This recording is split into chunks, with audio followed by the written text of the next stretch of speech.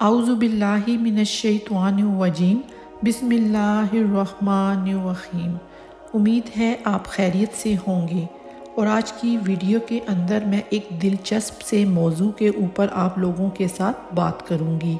وہ ہے دجال کا فتنہ، کہ دجال کب اور کیسے ظاہر ہوگا، اور حضرت عیسیٰ علیہ السلام اس کو کیسے ختم کریں گے، اور دین اسلام کیسے غالب آئے گا۔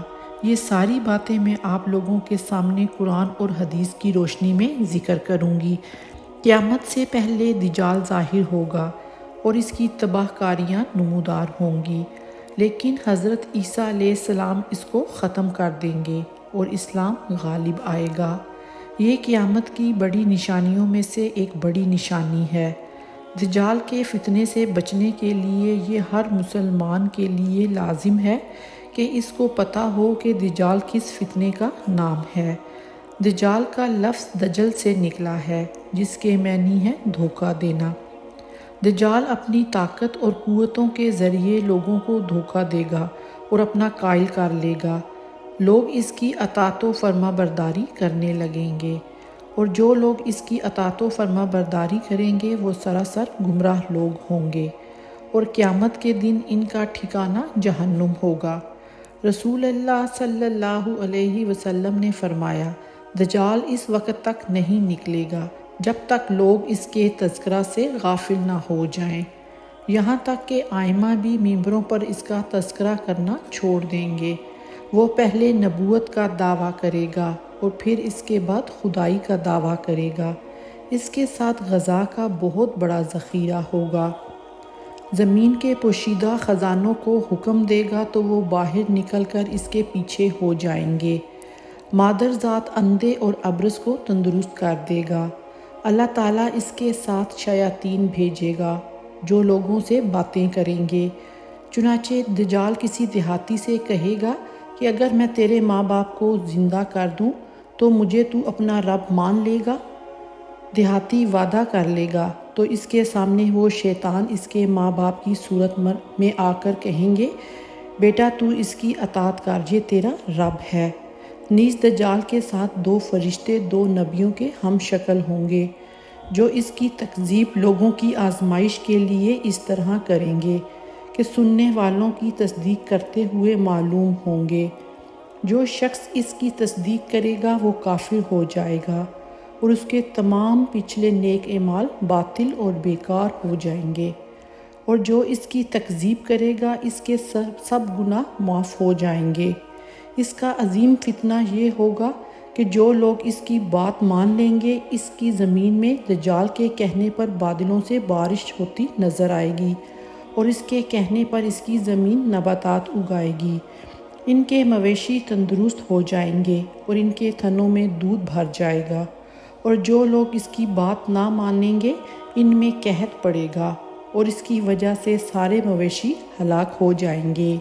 غرض اس کی پیروی کرنے والوں کے سوا سب لوگ اس وقت مشقت میں ہوں گے، اور حضرت عیسیٰ علیہ السلام کے سوا کوئی شخص بھی اسے قتل کرنے پر قادر نہ ہوگا۔ نہروں اور وادیوں کی صورت میں اس کے ساتھ ایک جنت ہوگی، اور آگ کی شکل میں ایک جہنم ہوگی، لیکن حقیقت میں وہ آگ جنت ہوگی، اور جو جنت ہوگی وہ آگ ہوگی۔ جو شخص اس کی آگ میں گرے گا اس کا اجر و ثواب یقینی اور گناہ معاف ہو جائیں گے، اور جو شخص دجال پر سورہ کہف کی ابتدائی 10 آیات پڑھے گا وہ اس کے فتنہ سے محفوظ رہے گا، حتیٰ کہ اگر دجال اسے اپنی آگ میں بھی ڈال دے تو وہ آگ اسے نقصان نہ پہنچائے گی۔ دجال تلوار سے ایک مومن نوجوان کے 2 ٹکڑے کرے گا، الگ الگ ڈال دے گا، پھر اس کو آواز دے گا تو اللہ کے حکم سے وہ زندہ ہو جائے گا، اور دجال اس سے پوچھے گا، بتا تیرا رب کون ہے؟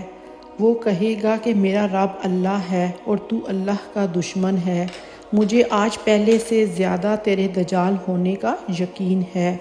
دجال کو اس شخص کے علاوہ کسی اور کو مارنے یا زندہ کرنے کی قدرت نہ دی جائے گی۔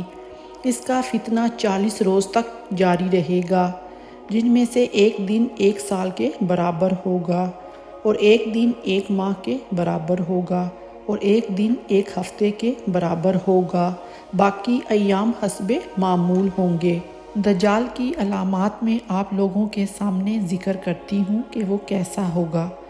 رنگ سرخ ہوگا، جسم بھاری ہوگا، قد چھوٹا ہوگا، سر کے بال نہایت خمیدہ الجھے ہوئے ہوں گے، ایک آنکھ سے کانا ہوگا، اور اس کے ماتھے پر کافر لکھا ہوگا جسے ہر مومن پڑھ سکے گا۔ پہلے وہ نبوت کا دعویٰ کرے گا اور پھر ترقی کر کے خدائی کا مدعی ہوگا۔ اس کا ابتدائی خروج اصفہان خراسان سے ہوگا، عراق و شام کے درمیانی راستہ میں اعلانیہ دعوت دے گا۔ گدھے پر سوار ہوگا، 70,000 یہودی اس کی فوج میں ہوں گے، آندھی کی طرح چلے گا اور مکہ مکرمہ اور مدینہ طیبہ اور بیت المقدس کے علاوہ ساری زمینوں میں گھومے پھرے گا۔ مدینہ میں جانے کی غرض سے احد پہاڑ کے پیچھے ڈیرا ڈالے گا، مگر خدا کے فرشتے اسے مدینہ میں داخل نہیں ہونے دیں گے۔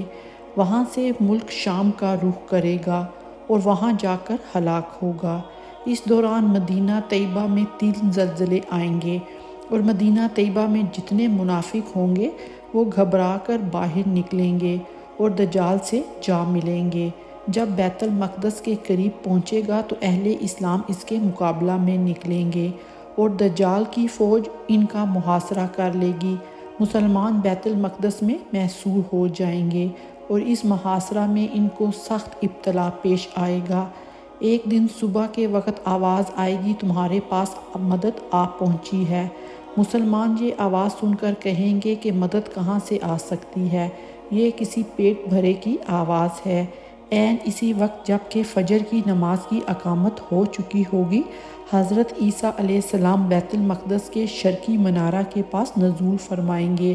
ان کی تشریف آوری پر امام مہدی جو کہ مصلی پر جا چکے ہوں گے پیچھے ہٹ جائیں گے اور ان سے امامت کی درخواست کریں گے، مگر آپ امام مہدی کو حکم فرمائیں گے کہ نماز پڑھائیں، کیونکہ اس نماز کی اقامت آپ کے لیے ہوئی ہے۔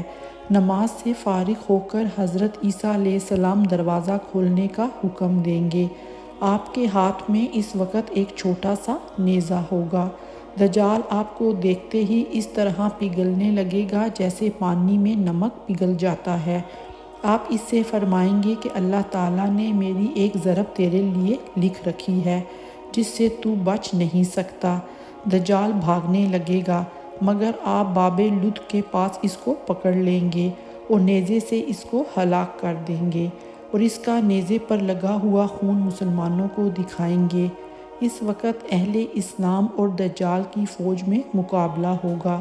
دجالی فوج تیغ ہو جائے گی، یعنی تباہ ہو جائے گی، اور شجر و حجر پکار اٹھیں گے، اے مومن، یہ یہودی میرے پیچھے چھپا ہوا ہے، اس کو قتل کر۔ سیدنا ابو ہریرہ رضی اللہ تعالیٰ عنہ بیان کرتے ہیں کہ رسول اللہ صلی اللہ علیہ وسلم نے فرمایا، تمام انبیاء بھائی بھائی ہیں، ان کی مائیں مختلف ہیں، مگر ان کا دین ایک ہے۔ میں عیسیٰ علیہ السلام کے زیادہ قریب ہوں، کیونکہ میرے اور ان کے مابین کوئی اور نبی نہیں ہے۔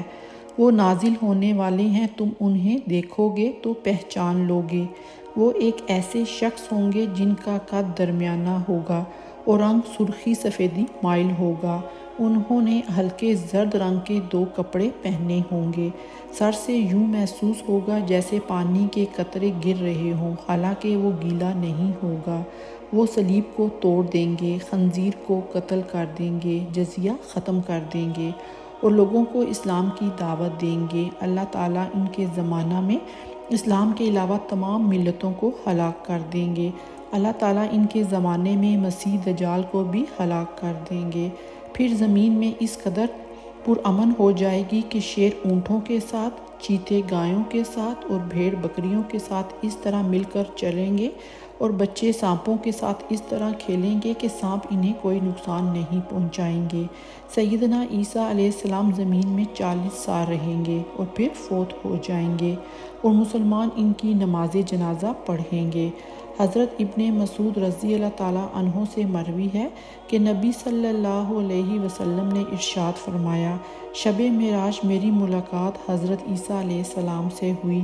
میں نے ان کے سامنے قیامت کا تذکرہ کیا تو حضرت عیسیٰ علیہ السلام نے فرمایا کہ اس کا حقیقی علم تو اللہ کے علاوہ کسی کے پاس نہیں ہے، البتہ میرے پروردگار نے مجھے یہ بتا رکھا ہے کہ قیامت کے قریب دجال کا خروج ہوگا۔ میرے پاس 2 شاخیں ہوں گی۔ دجال مجھے دیکھتے ہی اس طرح پگھلنا شروع ہو جائے گا جیسے کلئی پگھل جاتی ہے۔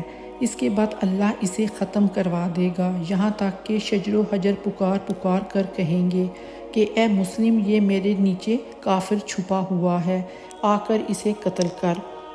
یوں اللہ ان سب کو بھی ختم کروا دے گا۔ پھر لوگ اپنے اپنے شہروں اور اپنے اپنے وطنوں کو لوٹ جائیں گے۔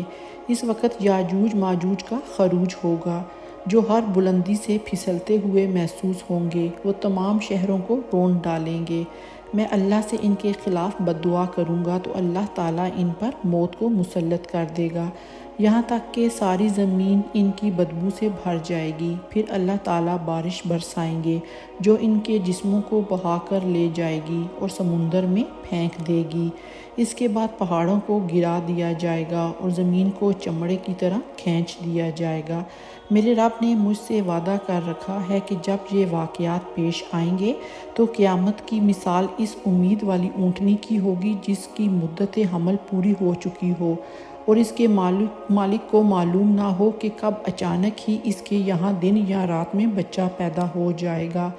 حضرت عبداللہ بن عباس رضی اللہ تعالیٰ عنہ روایت کرتے ہیں کہ نبی صلی اللہ علیہ وسلم صحابہ اور اہل بیت کو یہ دعا اس طرح سکھاتے تھے جس طرح آپ صلی اللہ علیہ وآلہ وسلم ہمیں قرآن کی کوئی سورت سکھایا کرتے تھے۔